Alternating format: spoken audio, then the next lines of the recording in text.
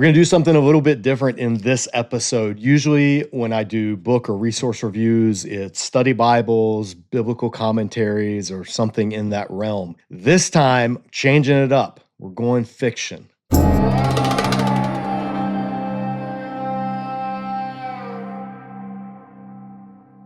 So back in college, I think it was 1999, might have been 98. I can't remember. It was a couple of months before the first movie in the Lord of the Rings trilogy came out. And I'd never read Lord of the Rings growing up. I read comic books, graphic novels. I read a bunch, but Lord of the Rings was just one that I never read. So I wanted to read the book before the movie came out, at least the first book and the first movie. So I found this paperback edition in the local bookstore. This was before the days of buying books online, at least for me. It has the iconic Minas Tirith illustration on the cover by Alan Lee. Alan would be one of the primary artists for the Lord of the Rings movies. And it was all 3 books in one volume. Relatively inexpensive paperback. So I grabbed it and I read at least the first volume that year before the movie came out. I can't remember if I read all 3 or not before I saw the first movie. But as you can see, I mean, this is a pretty well-loved copy. I've read it a few times over the years. The pages have that nice yellowing on the edges. And I wanted to reread this because it's been years since I've actually read. Now, I've listened to the Audible version, and of course, I've seen the movies dozens of times over the years, but I haven't read the book in enough time. I need a refresher. Now, I could reread, and there'd be nothing wrong with this. I could reread on Kindle. I could reread this copy that I had, but I wanted something. One, I wanted to not be distracted by the highlights and notes that I had taken in this one or highlighted on my Kindle. And 2, I wanted something that just felt a little more epic. Like when I'm picking up a hardback book, there's something a little different than picking up a softback. And so I recently got this version by HarperCollins. And I just wanted to share it with Dojo viewers because I think it's kind of cool. And then I also want to tell you a couple of other books, novels that are similarly epic that I would recommend getting in hardback. So I'll just show you this one. This is not a walkthrough of Lord of the Rings or a review of the actual book or anything like that. I just want to show you this because a lot of you guys are book nerds like me. And here's what this copy is like if you have been considering it. Here's a quick comparison. It's a little bit bigger in dimensions than the paperback. Here are their relative sizes. This one comes with a dust jacket that's got a cutout here and the Eye of Sauron there in the middle. Then elvish writing and dwarf runes at the top. Tolkien's signature here. This is gold embossed. And then just very simple back cover. And then on the foredge, elvish writing. Not on the top and bottom though, just on the side. I'm going to take the dust jacket off. And here's what the binding itself looks like. Black with red and gold embossed. And then the eye on the cover, nothing on the back. Then the book, you open up, and it comes with a map of Middle-earth. This is drawn by Christopher Tolkien. This is the famous map. You see this all the time everywhere. And it also comes with a close-up. So here you've got Middle-earth. A lot of the Hobbit stuff takes place up here. A lot of the elf stuff takes place in this area.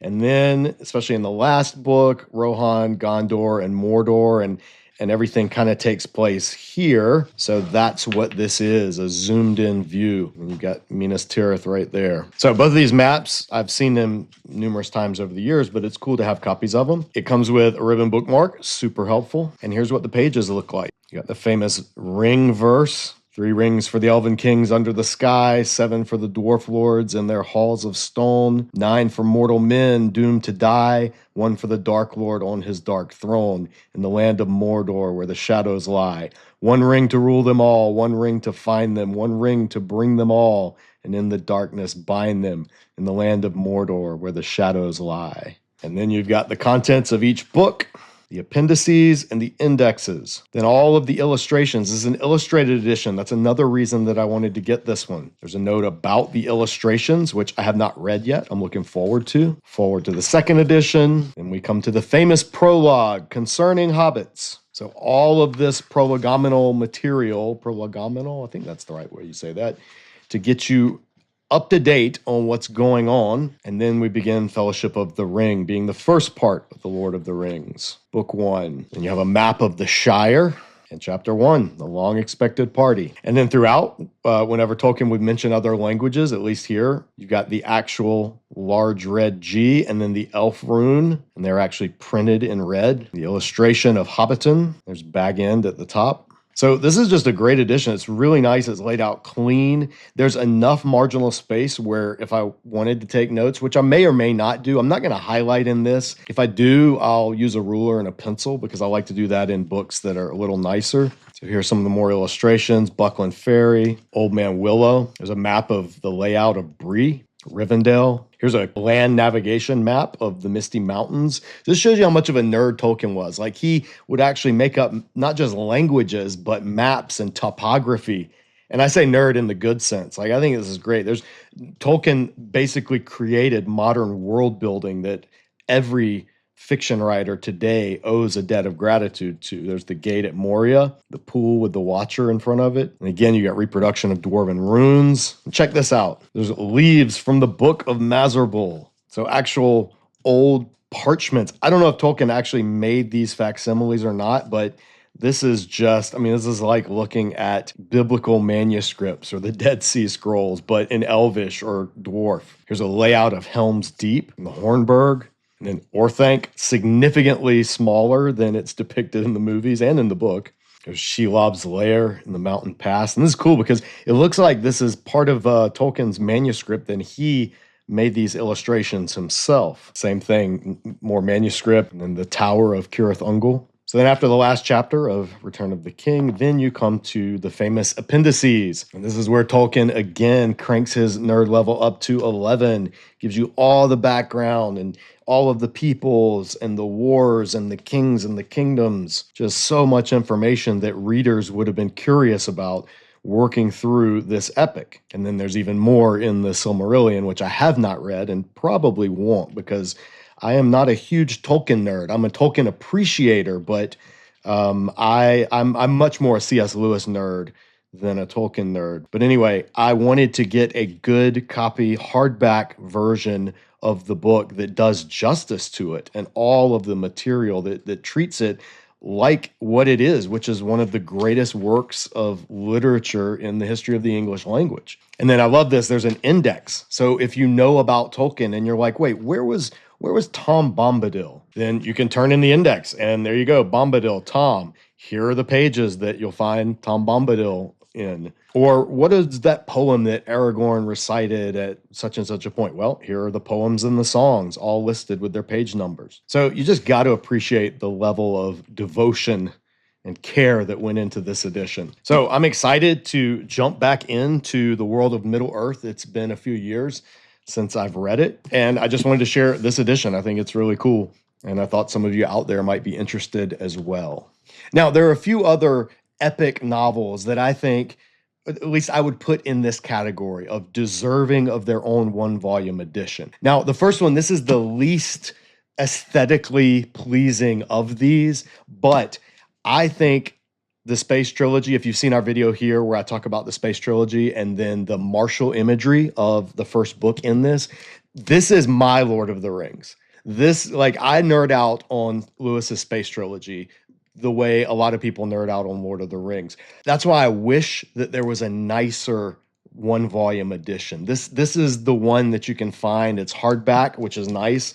Makes it sturdy, a little more durable. And I can also put my notes that I've printed out. You can see I've just taped them to the inside cover, but this is a handy way to keep them. And then I can make my own illustrations within it, my own notes. It's cheap enough that I don't mind highlighting in it. I'm not worried about my notes being cluttery because this is not like an heirloom edition of the Space Trilogy. I don't know of one. If you know of a one-volume edition that's really nice, I would love to come across it. This one is very much a meat and potatoes, nothing fancy, but this is one of those books that I think is worthy of an epic treatment. So anyway, whoever owns the rights to Lewis's Space Trilogy, it's not in the public domain yet. I don't know when it goes in the public domain, but whoever owns the rights, you guys need to make a nicer version than this. But for now, I would recommend this as a fiction work that you need to have, preferably in hardback, in your library. Another book I read in high school, I read the paperback mass market edition, couldn't put it down. It was probably at the time, it was the longest book I had read by far. And it just got so dog-eared. I don't even think I have, I mean, I might have it somewhere. I don't even think I have that original edition anymore. But they published a new gorgeous edition of the book, and that is James Clavell's Shogun. If you've seen the miniseries, this book is nothing like that. If you've seen the original miniseries from the 80s, that's, I think, a little closer, at least in terms of scope. But this book was enthralling. And so I think it was a Facebook ad for this version of it, and immediately I jumped on it. So you can see the silver red embossing, comes with a ribbon bookmark. This is part of Clavell's Asian Saga. I didn't really care about the other volumes in the Asian Saga. I didn't think they were that great, honestly. Shogun, I absolutely loved, and this edition does it justice. There's even 3 little ninjas right here. And I love this blurb on the back. It is stunningly accurate. 2 cultures, 2 vastly different ways of life. Worlds collide when English pilot John Blackthorne finds himself on the shores of 17th century Japan. That's what the book is.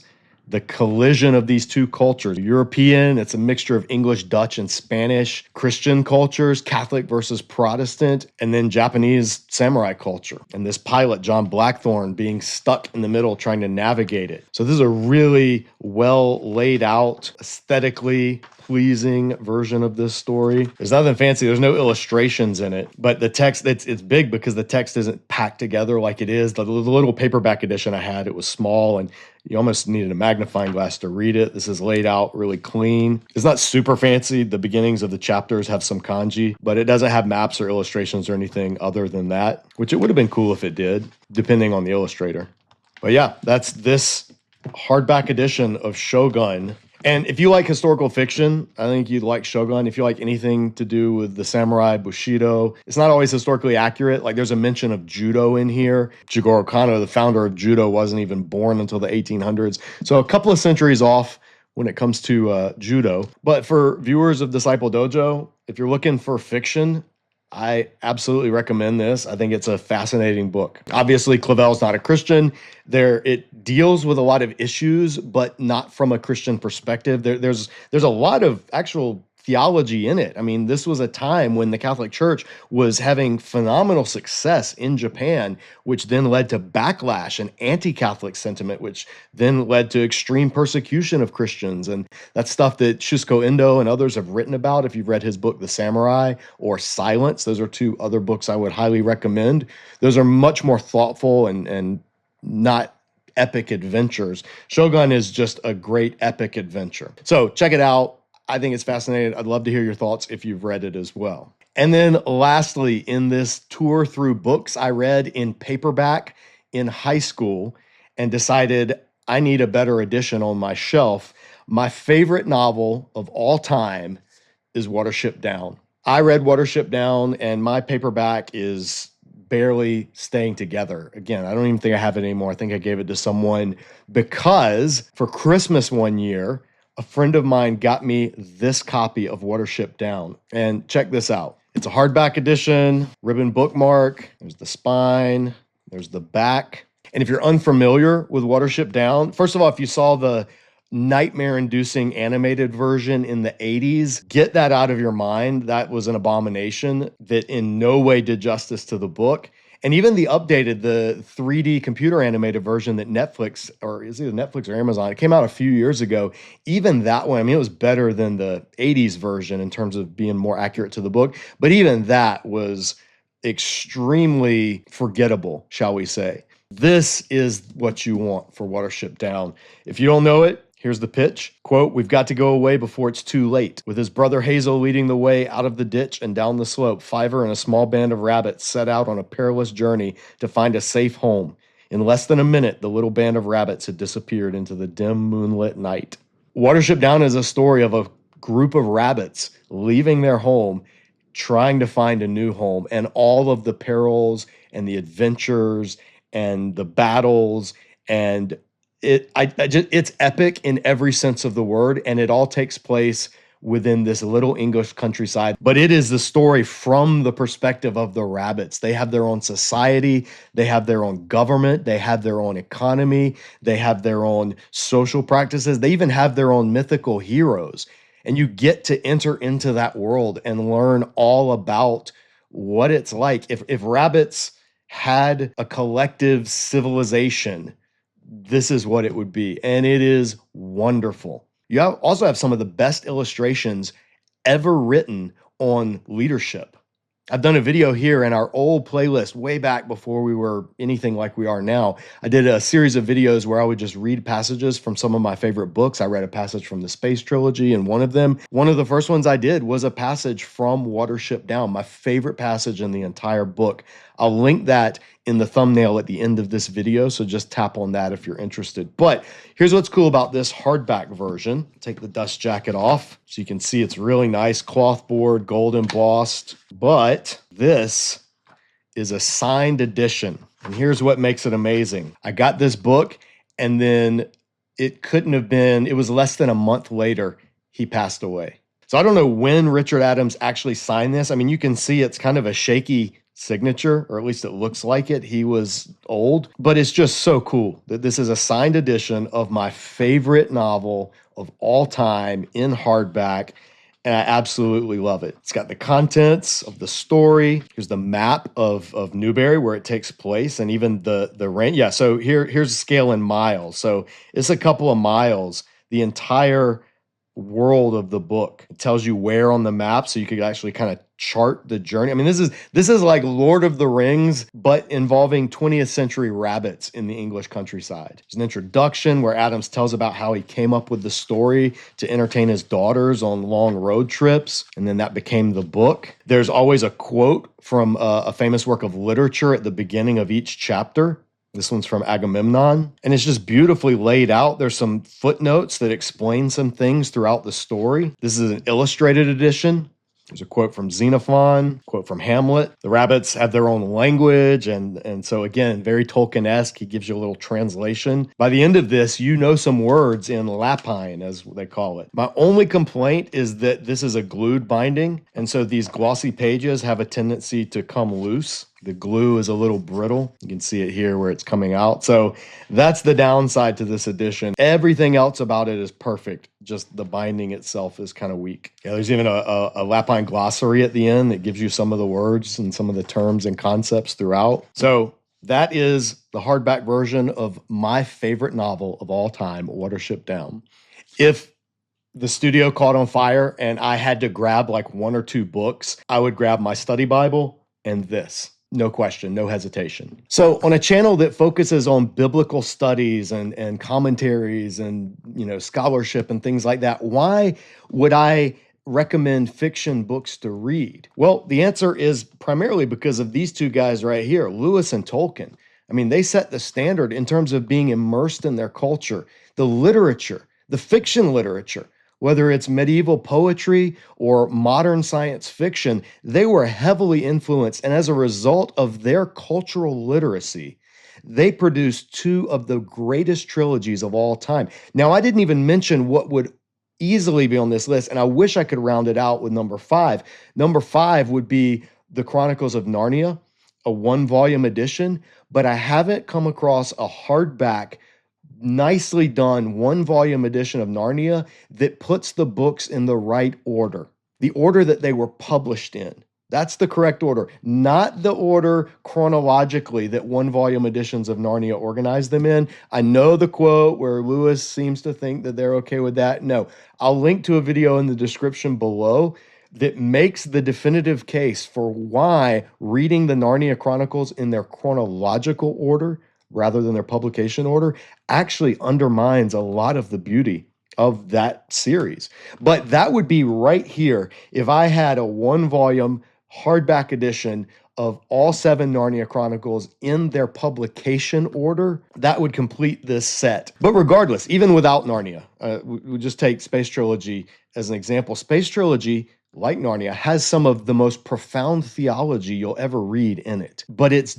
presented in such a way that you don't even know that's what you're reading as you're reading it. Narnia does the same thing. And so even works that aren't specifically Christian, works like Shogun or Adam. I don't know if Richard Adams was Christian or not. I mean, maybe he's British, so everybody, culturally at least he was Christian, but nothing about the work itself is specifically Christian. And yet everything about the imaginative beauty and the worlds that he creates, the creativity, the artistry, the brilliance of it, I think it has fingerprints of God all over it.